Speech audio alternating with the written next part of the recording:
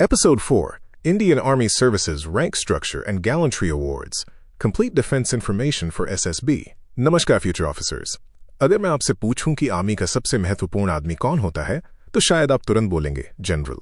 लेकिन अगर मैं पूछूं कि बैटलफील्ड में घायल सोल्जर को हॉस्पिटल कौन पहुंचाता है, टैंक खराब हो जाए तो कौन रिपेयर करता है, करोड़ों की एम्यूनिशन का रिकॉर्ड कौन मेंटेन करता है, आर्मी की डिसिप्लिन कौन एनफोर्स करता है, या फिर एक सोल्जर और ऑफिसर के बीच लीडरशिप का ब्रिज कौन होता है, तब शायद जवाब देना इतना आसान नहीं होगा।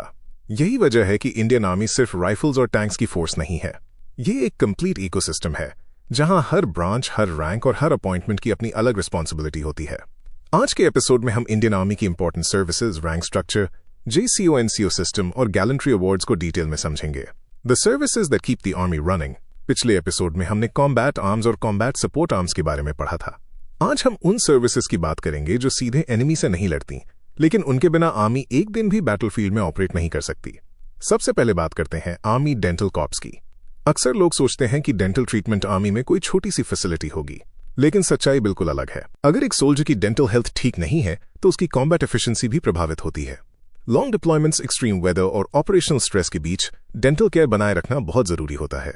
आर्मी डेंटल कॉर्प्स इसी रिस्पॉन्सिबिलिटी को संभालता है। ये सोल्जर्स और उनके फैमिलीज को स्पेशलाइज्ड डेंटल ट्रीटमेंट प्रोवाइड करता है और ये सुनिश्चित करता है कि आर्मी पर्सनल शारीरिक रूप से फिट और ऑपरेशनली रेडी रहें। अब बात करते हैं corps of electronics and mechanical engineers यानी EME की। मॉडर्न आर्मी सिर्फ मैन पावर पर डिपेंड नहीं करती। आज आर्मी के पास tanks, artillery guns, radars, helicopters, communication systems और एडवांस्ड इलेक्ट्रॉनिक इक्विपमेंट होते हैं। अगर बैटलफील्ड में एक टैंक खराब हो जाए या रेडार सिस्टम फेल हो जाए तो ऑपरेशन का रिजल्ट बदल सकता है। इसीलिए EME की भूमिका बहुत महत्वपूर्ण है। EME इंजीनियर्स वेपन्स, व्हीकल्स और मिलिट्री इक्विपमेंट की रिपेयर, मेंटेनेंस और टेक्निकल इंस्पेक्शन करते हैं। स्पेयर पार्ट्स का मैनेजमेंट, प्रिवेंटिव मेंटेनेंस और डैमेज्ड इक्विपमेंट को ऑपरेशनल बनाना इनकी प्राइमरी रिस्पॉन्सिबिलिटी होती है। सरल भाषा में कहें तो EME इंडियन आर्मी का इंजीनियरिंग हॉस्पिटल है। अब आते हैं कॉर्प्स ऑफ मिलिट्री पुलिस यानी CMP पर। आर्मी भी एक डिसिप्लिन ऑर्गेनाइजेशन है और डिसिप्लिन के बिना किसी भी फोर्स की इफेक्टिवनेस खत्म हो जाती है। Corps of military police army के अंदर लॉ एंड ऑर्डर बनाए रखता है। ये मिलिट्री डिसिप्लिन एनफोर्स करता है, मिलिट्री ट्रैफिक रेगुलेट करता है, इन्वेस्टिगेशन में सपोर्ट देता है और सेंसिटिव मिलिट्री इंस्टॉलेशंस की सिक्योरिटी में भी भूमिका निभाता है। एक कॉमन मिसअंडरस्टैंडिंग ये है कि मिलिट्री पुलिस सिविलियन पुलिस की तरह काम करती है। ऐसा नहीं है। मिलिट्री पुलिस का ज्यूरिसडिक्शन मुख्य रूप से आर्मी पर्सनल और मिलिट्री एस्टैब्लिशमेंट्स तक सीमित होता है। अब बात करते हैं आर्मी पोस्टल सर्विस यानी APS की। पहले के समय में जब मोबाइल फोन्स और इंटरनेट उपलब्ध नहीं थे, तब बॉर्डर पर डिप्लॉयड सोल्जर्स के लिए घर से आने वाली चिट्ठियां ही उनका सबसे बड़ा इमोशनल सपोर्ट होती थीं। आर्मी पोस्टल सर्विस इसी कम्युनिकेशन को बनाए रखती थी और आज भी रिमोट मिलिट्री लोकेशंस पर पोस्टल सर्विसेज और ऑफिशियल कॉरेस्पॉन्डेंस को अच्छी तरह मैनेज करती है। APS इंडियन पोस्टल डिपार्टमेंट के ऑफिसर्स और आर्मी के कोऑर्डिनेशन से चलती है। अब आते हैं रीमाउंट एंड वेटरनरी कॉर्प्स यानी RVC पर। बहुत लोग सोचते हैं कि आर्मी में एनिमल्स की भूमिका खत्म हो चुकी है, लेकिन सच्चाई यह है कि आज भी हाई एल्टीट्यूड एरियाज जैसे सियाचिन और लद्दाख के कई रिमोट सेक्टर्स में म्यूल्स और स्पेशली ट्रेन्ड डॉग्स की बहुत महत्वपूर्ण भूमिका होती है। मिलिट्री डॉग्स एक्सप्लोजिव्स डिटेक्ट करते हैं, सर्च ऑपरेशंस में हिस्सा लेते हैं और सिक्योरिटी ड्यूटीज परफॉर्म करते हैं। म्यूल्स इनएक्सेसिबल एरियाज में लॉजिस्टिक्स पहुंचाने में मदद करते हैं। इन सभी एनिमल्स की ट्रेनिंग, हेल्थ केयर और मैनेजमेंट की responsibility remount and veterinary corps की होती है। Understanding the rank structure. अब हम आते हैं आर्मी के सबसे महत्वपूर्ण टॉपिक्स में से एक, रैंक स्ट्रक्चर। अगर आप SSB इंटरव्यू देने जा रहे हैं तो रैंक स्ट्रक्चर की स्पष्ट समझ होना बहुत जरूरी है। आर्मी में रैंक सिर्फ अथॉरिटी का सिंबल नहीं होता, ये रिस्पॉन्सिबिलिटी, एक्सपीरियंस और लीडरशिप का संकेत होता है। ऑफिसर रैंक्स की हायरार्की सबसे ऊपर फील्ड मार्शल से शुरू होती है। फील्ड मार्शल इंडियन आर्मी का हाईएस्ट ऑनररी रैंक है जो सिर्फ एक्सेप्शनल मिलिट्री लीडरशिप के लिए दिया जाता है। भारत के इतिहास में फील्ड मार्शल सैम मनेकशॉ और फील्ड मार्शल KM करियप्पा को यह सम्मान मिला है। उसके बाद आता है जनरल, जो चीफ ऑफ आर्मी स्टाफ का रैंक होता है। जनरल के नीचे लेफ्टिनेंट जनरल, मेजर जनरल और ब्रिगेडियर आते हैं। ये सीनियर कमांडर्स होते हैं जो कमांड्स, कॉर्प्स, डिविजन्स और ब्रिगेड्स को लीड करते हैं। उसके बाद कर्नल, लेफ्टिनेंट कर्नल और मेजर फील्ड फॉर्मेशंस और बटालियंस की कमांड और स्टाफ रिस्पॉन्सिबिलिटीज संभालते हैं। जूनियर कमीशन्ड ऑफिसर्स में कैप्टन और लेफ्टिनेंट आते हैं। ये ऑफिसर्स अपने करियर की शुरुआत प्लेटून या कंपनी लेवल लीडरशिप से करते हैं। अगर आप नेवी और एयरफोर्स की प्रिपरेशन भी कर रहे हैं तो इक्विवेलेंट रैंक्स याद रखना बहुत महत्वपूर्ण है।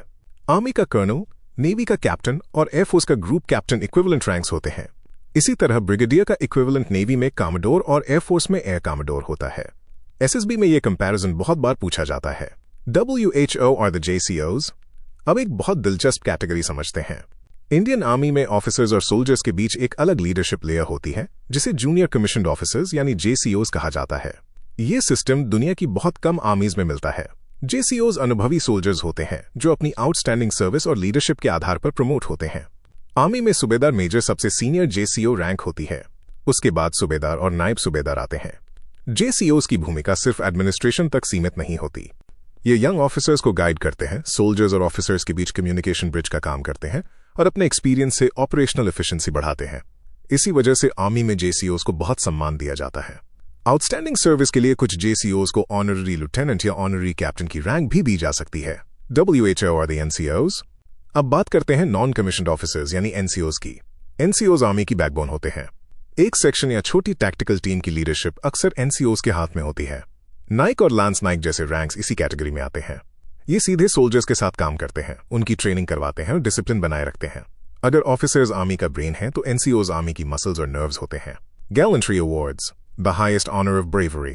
अब हम आते हैं उस टॉपिक पर जिसे हर भारतीय को जानना चाहिए, गैलेंट्री अवार्ड्स। ये मेडल सिर्फ मेटल के टुकड़े नहीं होते। ये किसी सोल्जर के सुप्रीम करेज, सेल्फ सैक्रिफाइस और एक्स्ट्रॉर्डिनरी ब्रेवरी की पहचान होते हैं। सबसे पहला नाम आता है परमवीर चक्र का। परमवीर चक्र भारत का highest war time gallantry award है।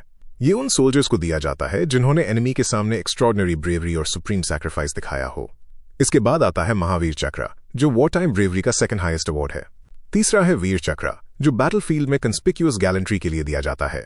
अब अगर ब्रेवरी एनिमी के खिलाफ वॉर में नहीं बल्कि पीस टाइम ऑपरेशंस में दिखाई जाए तो अवार्ड्स अलग होते हैं। सबसे highest peace time gallantry award है अशोका चक्र। उसके बाद कीर्ति चक्र और फिर शौर्य चक्र आता है। ये awards counter terrorism operations, hostage rescue, bomb disposal और अन्य एक्स्ट्रॉर्डिनरी एक्ट्स ऑफ करेज के लिए दिए जा सकते हैं। ये याद रखना बहुत जरूरी है कि परमवीर चक्र और अशोका चक्र दोनों हाईएस्ट ब्रेवरी अवार्ड्स हैं, लेकिन परमवीर चक्र वॉर टाइम के लिए है और अशोका चक्र पीस टाइम के लिए। यही अंतर SSB में बहुत बार पूछा जाता है। कंक्लूजन, आज हमने जाना कि इंडियन आर्मी सिर्फ कॉम्बैट यूनिट से नहीं चलती। इसके पीछे EME, army dental corps, military police, army postal service और रीमाउंट एंड वेटरनरी कॉर्प्स जैसी स्पेशलाइज्ड सर्विसेज का बहुत बड़ा योगदान होता है। हमने ऑफिसर रैंक्स, JCOs और NCOs की लीडरशिप स्ट्रक्चर को समझा और गैलेंट्री अवार्ड्स के माध्यम से इंडियन सोल्जर्स की ब्रेवरी और सैक्रिफाइस को भी समझा। अगले एपिसोड में हम परमवीर चक्र, महावीर चक्र और अशोका चक्र के रियल हीरोज की कहानियों के साथ गैलेंट्री अवार्ड्स को और भी डिटेल में समझेंगे। साथ ही हम जानेंगे कि कैसे इन सोल्जर्स ने अपनी लीडरशिप, करेज और सैक्रिफाइस से इंडियन मिलिट्री हिस्ट्री को हमेशा के लिए बदल दिया। जय हिंद।